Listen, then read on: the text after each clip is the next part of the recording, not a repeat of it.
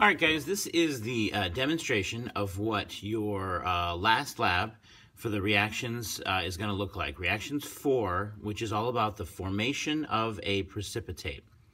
Now, as you wrote in your notes, a precipitate is a solid that's created when two liquids mix together. I have typically done this lab as hard water, which when mixed with soapy water creates soap scum, which is pretty nasty. So we're going to do this one instead because it's a whole lot more interesting. But it does take a little bit longer, so you have to work quickly to get the lab set up.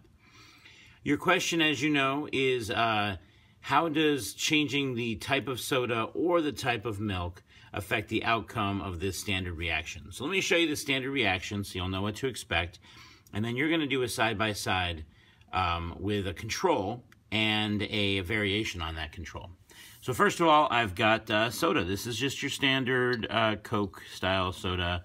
I'm going to use quite a bit of the soda, as you can see, about 75 milliliters in this situation. Your numbers might be different for your lab, and I'll go over that in more detail before you do the lab.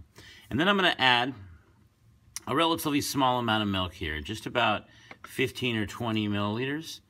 And I'm going to stir it to make sure that everything comes into contact like it should. And then we're basically going to leave it alone. You can see it bubbling right now, but you'll also see a lot of other things happen. I'm going to switch this over to a time-lapse video so you guys can see what happens.